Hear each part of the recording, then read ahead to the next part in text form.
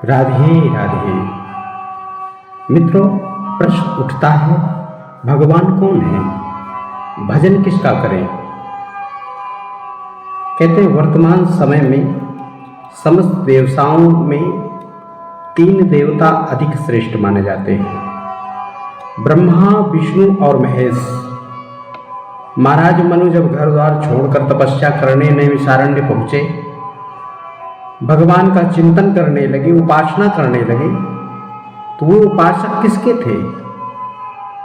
वे मन ही मन विचार कर रहे थे, विष्णु विरंच शंभु भगवान उपजहि जासु वंश ते नाना। वे भगवान जिनके अंश मात्र से अनेकों ब्रह्मा, विष्णु और शंकर पैदा होते हैं, ऐसे प्रभु सेवक बस आइए।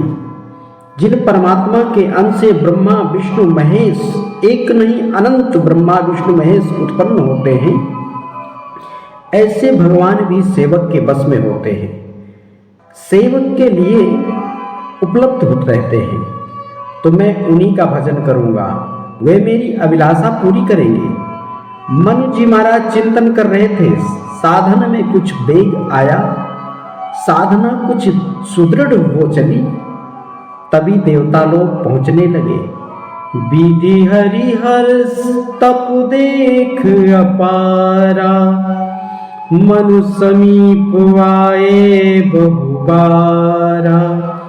मांगहु बर बहु भांति लुभाए, परम धीर नहीं चलहि चलाए। ब्रह्मा, विष्णु और महेश सभी लोग पहुंचे। मन को पहले से ज्ञात न होता तो वे भटक जाते। वे जानते थे कि ऐसे अनेकों ब्रह्मा, विष्णु और शंकर उन भगवान के अंश मात्र हैं, इसीलिए मनु जी ने उनकी ओर ध्यान ही नहीं दिया। यह भी नहीं कहा कि हे देव, हमारा अहोभाग्य है कि आपने दर्शन दिया। किंतु देवता भी इतने निर्घरघट्ट थे कि स्वाभिमान खोकर के मनु के समीप बार बार पहुंच रहे थे। लगता है विघ्न डालना ही उनका उद्देश्य था। वे मनु जी का कल्याण करने नहीं गए थे, कुछ दे नहीं रहे थे, प्रलोभन दे रहे थे, बहुभांति लुभाए। गोस्वामी तुलसीदास जी महाराज कहते हैं, बहुभांति लुभाए।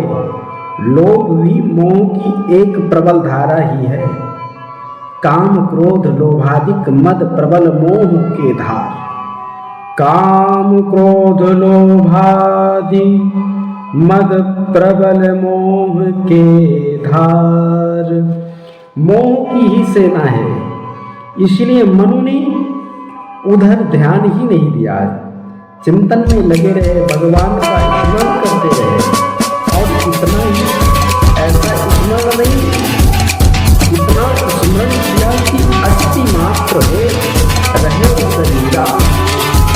अस्थि मात्र हुई रहे शरीरा, तदपि मनाग मन ही नहीं पीरा।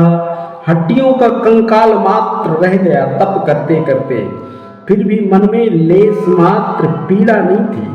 वे प्रसन्न थे, उनकी लव लगी थी, लगन लगी थी, चिंतन संतोषजनक हो रहा था।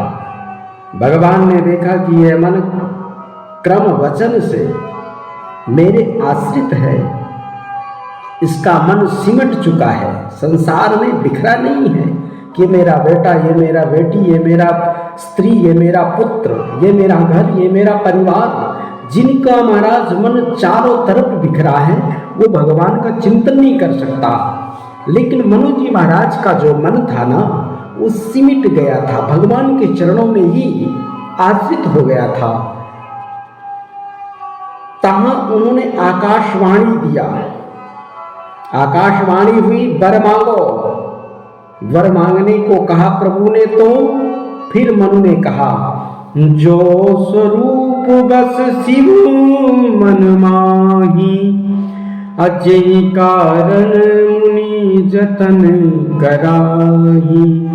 जो भुसुंडी बन मन मानस हंसा, जो भुसुंडी मन मानस हंसा।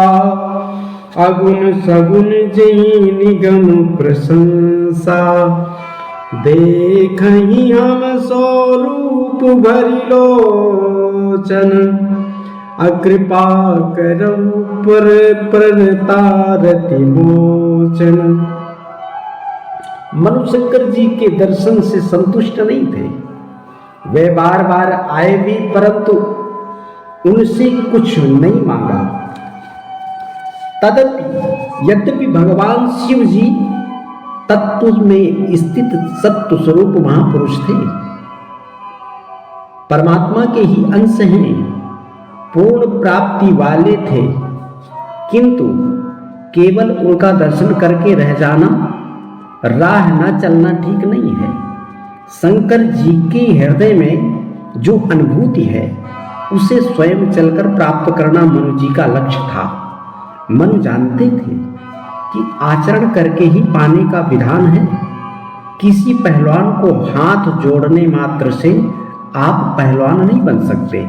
चिकित्सक के दर्शन से रोग निवृत्ति नहीं होगी। महात्मा बुद्ध भी अपने शिष्यों से कहा करते थे कि मैंने जो उपदेश दिया है, यदि आप उस पर चलते हैं तो दूर रहकर भी हमारे समीप ही हो, और यदि आचरण में नहीं ढालते हो, मेरे उपदेश को आचरण में नहीं ढालते हो, तो मेरे समीप, मेरे पास रह करके भी आप बहुत दूर हो। दर्शन करने से भी कोई लाभ नहीं, पास रहकर भी बहुत दूर रहोगे। इसलिए आचरण करें। मनु जानते थे कि भगवान शंकर सही हैं, फिर भी उनसे कुछ मांगा नहीं। लेकिन जब भगवान ने आकाशवाणी किया तो वही मांगा जो शंकर जी के हृदय में था। जेहि कारण मुनि जतन कराही। जिनके लिए मुनि यत्न करते हैं, महात्मा लोग तप करते हैं। आजकल किसी मुनि के ऊपर विंध्यवासिनी आती हैं, तो किसी के ऊपर हनुमान जी, कोई कहता है यक्षिणी सिद्ध कर रहे हैं। ये सभी मुनि नहीं हैं, ये सब महात्मा नहीं है, संत नहीं है। संत का मतलब होता है त्रिकालाबाध सदरूप ज्ञानान निजात्मनः संतो महांत इति युक्ता वेद वेदांत को विदयी। वेद शास्त्रों का जिसे पूर्ण ज्ञान हो और अपने आत्मा का जो चिंतन करता हो, वह महात्मा है, वह मुनि है। अभी मुनि नहीं है।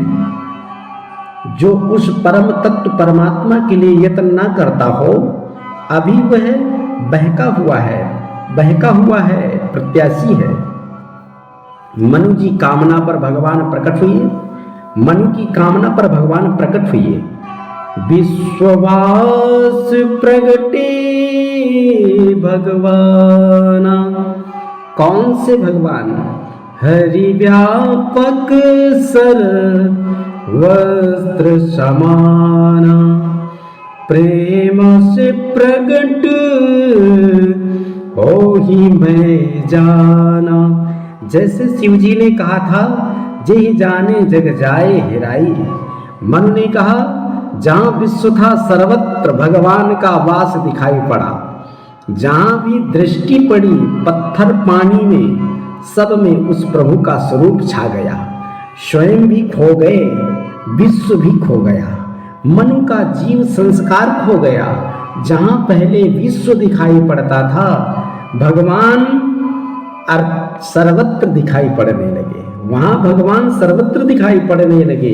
जैसा कि ईशावास्य उपनिषद में आया है, ईशावास्यमिदं सर्वम यत्किंच जगत्याम जगत। इसी अवस्था को जिन जिन महापुरुषों ने पाया, सबने इसी निर्णय को दोहराया कि जो कुछ दिखाई सुनाई पड़ता है सर्वत्र ईश्वर का वास है, सब कुछ ही ईश्वर है, फिर भी हमें नहीं दिखता।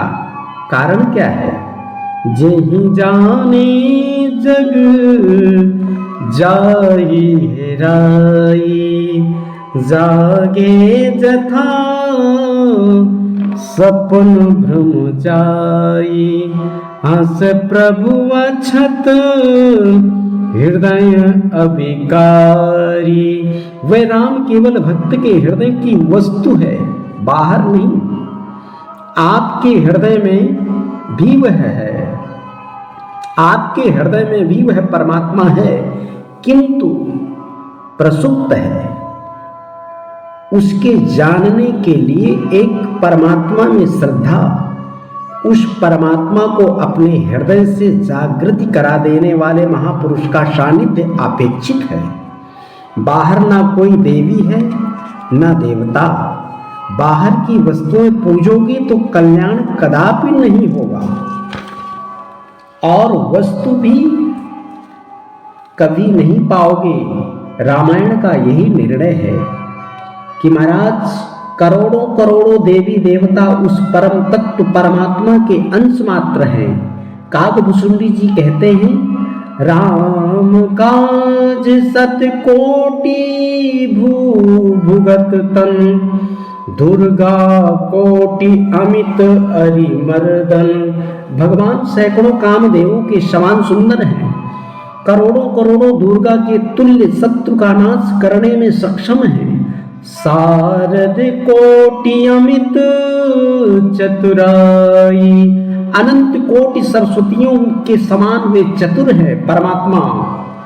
विधि सत्य कोटि सृष्टि निपुणाई, अरबों ब्रह्मा के समान सृष्टि रचना में परमात्मा निपुण है। विष्णु कोटि समपालन